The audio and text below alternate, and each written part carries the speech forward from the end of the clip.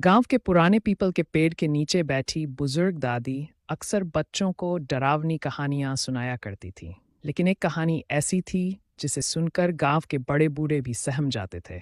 सुगाहन चुड़ैल की कहानी। शुभा की शादी गांव में शुभा नाम की एक नवविवाहित लड़की थी। उसकी शादी बड़े धूमधाम से हुई थी और वह अपने पति रमेश के साथ बहुत खुश थी। लेकिन शादी के कुछ ही दिनों बाद गांव में एक अजीब घटना घटी। हर पूर्णिमा की रात कोई न कोई औरत रहस्यमय तरीके से गायब हो जाती थी। गांव के लोग डरने लगे, पर किसी को कुछ समझ नहीं आ रहा था।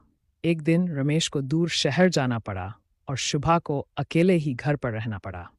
उसकी सास ने समझाया, बेटी रात को दरवाजा मत खोलना, चाहे कोई भी पुकारे। शुभा ने सिर हिला दिया, लेकिन उसे क्या पता था कि उस रात उसकी जिंदगी हमेशा के लिए बदल जाएगी। रात का रहस्य। आधी रात को दरवाजे पर किसी ने दस्तक दी। आवाज आई, शुभा दरवाजा खोलो, मैं तुम्हारी सहेली राधा हूं। शुभा चौंक गई। राधा तो पास के गांव में रहती थी, वह इतनी रात का यहां कैसे आ सकती है?